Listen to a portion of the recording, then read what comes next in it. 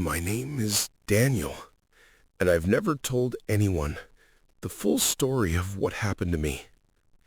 It began in the quiet town of Marlow Ridge, where nights were so still you could hear the river breathing. For years, I thought the pain in my leg was just from an old hiking injury. But sometimes, at night, I'd wake to a faint vibration under my skin, like a phone buzzing somewhere deep inside me.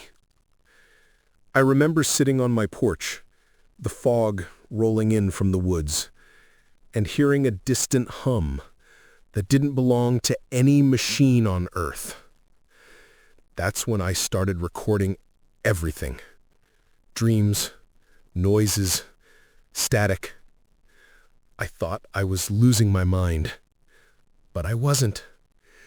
Something was calling. The pain grew sharper with each passing week. It wasn't just physical. It pulsed like a message, a rhythm only I could feel. One night, I pressed my fingers against the spot near my knee, and it was warm, almost alive.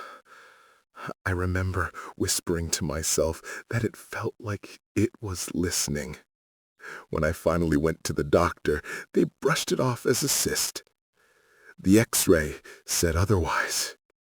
There was a perfect metallic shape buried deep under my skin. The technician's hands shook when he saw it, though he tried to hide it. That night, I dreamed of silver lines moving under a sky of liquid light, drawing symbols I couldn't read. The surgeon, Dr. Ellis, agreed to remove it. He didn't ask questions, though I could tell he wanted to. The operating room smelled of antiseptic and fear. I remember the cold touch of the anesthetic mask and the way the lights flickered just before I went under. When I woke, the object was lying in a tray next to me, no larger than a seed, but unnaturally symmetrical, perfectly smooth. The nurse said it emitted a faint sound, like a distant radio searching for a signal. She thought it was interference.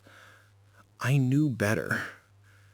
The moment I looked at it, I felt a presence, quiet and patient, somewhere far beyond the walls. I took the object home in a sealed container. The doctor didn't stop me. He seemed relieved to see it go. That night, I couldn't sleep. Every clock in my house ticked out of sync. My radio hissed with static, and my phone flickered on and off. I placed the container on my desk, and for a moment, the air around it shimmered like heat over asphalt. I swear I heard a whisper, not in words, but in feeling, something like longing or recognition. When I touched the glass, my vision blurred, and I saw stars, close and sharp, like they were watching me back. Over the next days, the signal grew stronger. The object pulsed with a faint blue light that matched my heartbeat. I started hearing tones that no one else could, layered melodies buried in silence. At night, I recorded them, and when I played them back, there were patterns. Geometric rhythms, repeating intervals that felt too deliberate to be noise. I mapped them on paper, and they formed constellations I'd never seen before. The strangest thing was how familiar they felt, as if they were calling me home to a place I couldn't remember. One evening, I drove out past the ridge, where the sky opens wide and radio signals vanish. The object sat on the passenger seat, humming faintly. As I parked under the dark expanse, the stars above seemed to rearrange themselves.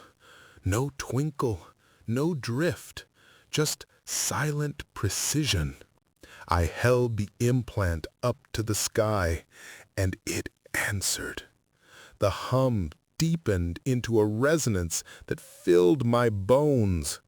My car's dashboard went dark, my breath froze mid-air, and for a moment the stars pulsed in time with the beat of my heart. After that night, I wasn't the same. Every reflective surface showed faint distortions, like something was standing just behind me. My shadow sometimes lagged when I moved. I stopped recording the sounds because they no longer came from the object. They came from within me. I could sense radio waves, hear phone towers breathing.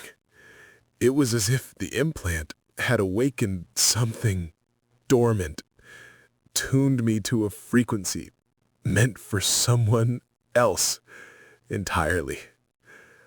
I realized I was no longer just receiving a signal. I was part of it. I contacted Dr. Ellis again, desperate for answers. When I arrived at his office, it was empty, stripped bare. His nameplate was gone. The hospital claimed no one by that name had ever worked there. But I found his voice on one of my recordings, distorted, pleading, saying something about them listening through us. The signal inside me grew restless, almost anxious. I felt drawn to the forest again, to the same ridge where it had all begun. The air there hummed in harmony with my pulse, guiding me like a compass. The forest was silent when I arrived. Not even the crickets dared to sing. The implant's glow had faded, but I could feel it resonating under my skin again. I stood among the trees, and the sky split open, not with light, but with sound, a deep vibration that folded reality around itself. Shapes moved above the clouds, vast and graceful, like living geometry. I didn't feel fear, only recognition. It wasn't an invasion. It was communication. The sound carried memories I didn't know were mine. I don't remember how long I stood there. When I woke, dawn was breaking and the implant was gone. The pain in my leg had vanished, replaced by a strange calm. My radio no longer hissed and the clocks were back in sync. But sometimes, when the night is quiet enough, I still feel that faint vibration deep beneath my skin. Maybe they took it back, or maybe, just maybe, the signal never left. I've stopped trying to decode it. I think, in some way, it's decoding me.